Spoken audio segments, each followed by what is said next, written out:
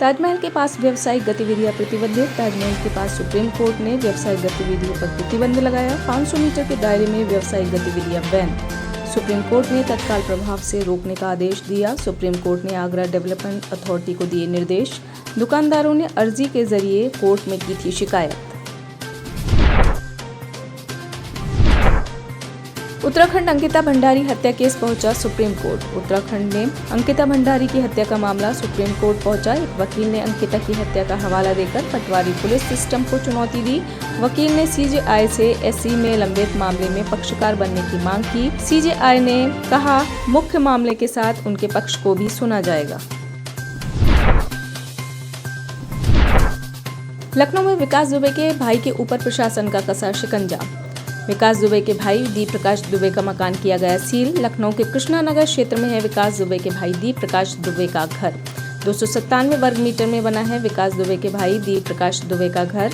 दीप प्रकाश दुबे के मकान की कीमत 1 करोड़ से भी अधिक। डीएम कानपुर के आदेश के बाद हुई कार्रवाई। मौके पर चौबेपुर पुलिस और कृष्णा नगर पुलिस मौजूद। बीजेपी में नए अध्यक्ष के लिए नहीं होगा चुनाव। बीजेपी अध्यक्ष जेपी नड्डा का कार्यकाल बढ़ाया जाएगा। नड्डा का कार्यकाल 20 जनवरी 2023 को खत्म हो रहा। 2024 लोकसभा चुनाव तक बढ़ाया जा सकता है कार्यकाल। भाजपा अध्यक्ष के लिए इस बार नहीं होगा चुनाव। सुप्रीम कोर्ट में आज का दिन ऐतिहासिक। सुप्रीम कोर्ट में आज से संवैधानिक बेंचों का होगा लाइव प्रसारण। देश में आम लोग भी आज से शुरू कर सकेंगे सुनवाई। सुप्रीम कोर्ट ने आज से इस पहल की शुरुआत की है। सीजेआई यूयू ललित की अध्यक्षता में लिया गया फैसला। राजधानी दिल्ली में बढ़ा डेंगू का प्रकोप। पिछले एक हफ्ते में डेंगू के 129 नए मामले सामने। दिल्ली में डेंगू के मरीजों की संख्या 525 हुई। दिल्ली में लगातार बढ़ रहे डेंगू के मरीजों की संख्या। बारिश में जलभराव के कारण दिल्ली में बढ़ा मच्छरों का प्रकोप।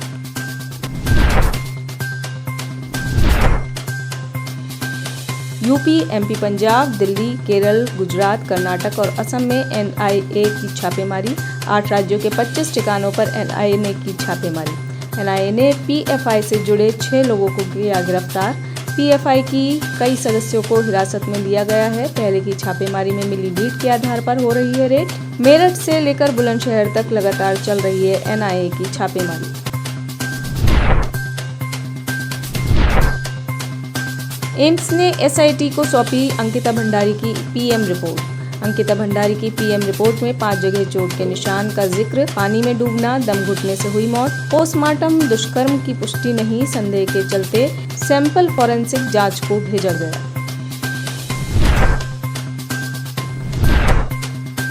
विश्व पर्यटन दिवस पर आगरा में निकाली गई बाइक रैली।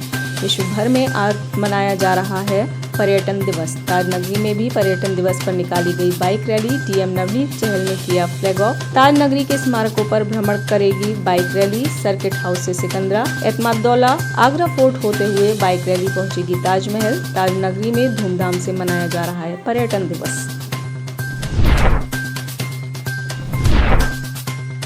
बागपत में पर्यटन स्थल के रूप में विकसित होगा पूरा महादेव। काशी विश्वनाथ की तरह बनेगा परशुरामेश्वर महादेव मंदिर। 368 करोड़ रुपए के अनुमानित बजट योजना की तैयारी।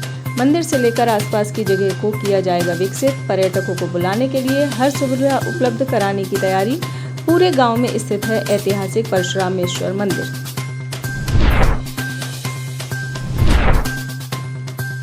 आरपीजी इंटरप्राइजेज के चेयरमैन हर्ष गोयनका ने अपने आधिकारिक ट्विटर हैंडल पर एक वीडियो पोस्ट किया है, जिस वीडियो में रतन टाटा कहते नजर आ रहे हैं, मुझे सबसे बड़ी खुशी कुछ ऐसा करने पर होती है जिसके बारे में हर कोई कहता है कि ये काम नहीं किया जा सकता। देश के जाने माने उद्योगपति रतन टाटा अक्सर सुर्खियों में रहते हैं।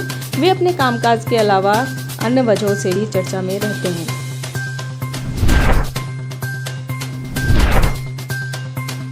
महाराष्ट्र में हमारी सरकार होती तो तुड़वा देता अंबानी का घर, केजरीवाल। एक सभा को संबोधित करते हुए केजरीवाल ने कहा कि देश के सबसे अमीर आदमी का घर वक्फ की संपत्ति पर बना है। मेरी सरकार महाराष्ट्र में होती तो मैं तुड़वा देता। अरविंद केजरीवाल इस वीडियो में कह रहे हैं, कभी भी जरूरत पड़े आपको तन मन धन से केजरीवाल और दिल्ली सरकार पूरी तरह से वक्फ बोर्ड के साथ है।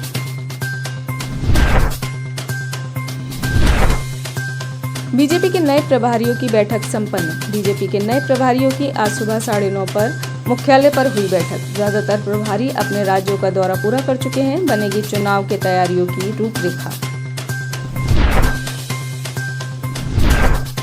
विमान परिचारिका के साथ रेप का आरोपी गिरफ्तार। दक्षिण दिल्ली के महरौली इलाके में एक विमान परिचारिका से उसी के घर में परिचित हरजीत यादव निवासी ने कथित रूप से बलात्कार किया। पुलिस ने आरोपी हरजीत यादव को गिरफ्तार कर लिया है। हरजीत यादव किसी राजनीतिक दल का प्रखंड अध्यक्ष भी है। फिलहाल हरजीत इस वक्त पुलिस की गिरफ्त में है।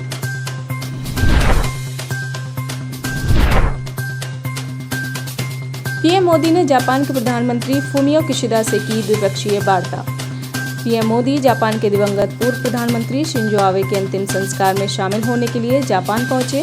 उन्होंने शिंजो आबे की मृत्यु पर शोक व्यक्त किया। दिवंगत प्रधानमंत्री के राजकीय अंतिम संस्कार में शामिल हुए पीएम मोदी ने जापान के प्रधानमंत्री फुमियो किशिदा से मुलाकात के दौरान भारत जापान संबंधों को मजबूत बनाने के बारे में द्विपक्षीय वार्ता की।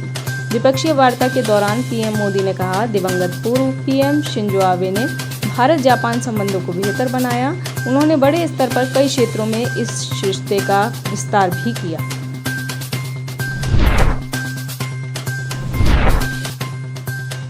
पेड़ लगाने के लिए जमीन की खुदाई करते समय मिला खजाना।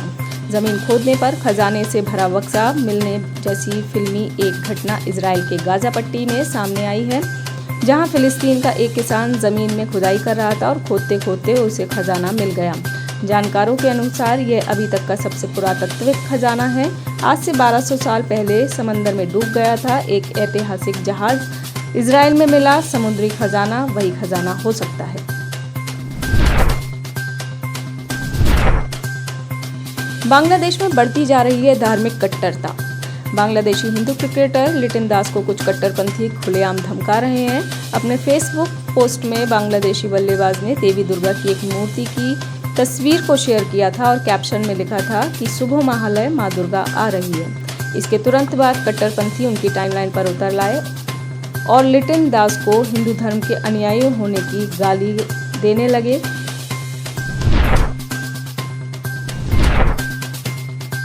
रूसी सैनिकों के लामबंदी के ऐलान के बाद रूसी नागरिक छोड़ रहे हैं देश।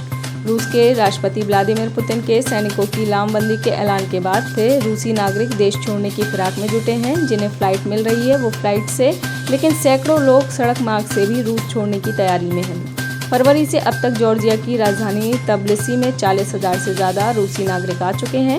रूसी सीमाओं से जो पलायन की तस्वीरें सामने आ रही हैं, वैसा सिर्फ रूस जॉर्जिया सीमा पर ही नहीं है, बल्कि कजाकिस्तान, फिनलैंड और मंगोलिया सीमा पर भी वैसा ही दिख रहा है।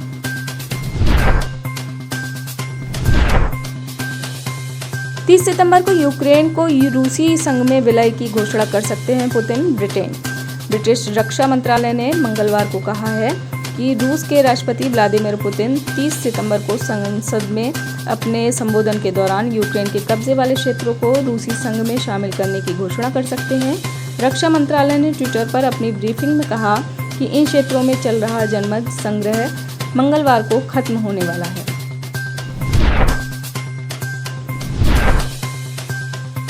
भारत जापान को बनाया जाए संयुक्त राष्ट्र सुरक्षा परिषद का स्थायी सदस्य। विक्रमसिंघे जापान के पूर्व पीएम शिंजो आबे के अंतिम संस्कार में भाग लेने के लिए टोक्यो पहुंचे।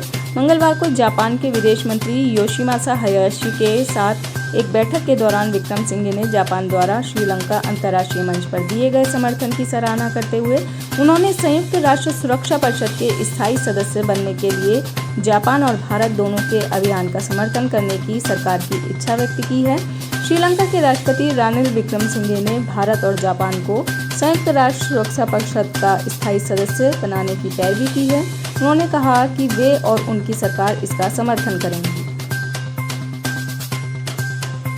आप इस खबर के बारे में क्या सोचते हैं, हमें कमेंट सेक्शन में बताएं। साथ ही ब्रह्मास्त्र न्यूज को सब्सक्राइब और शेयर भी जरूर करें।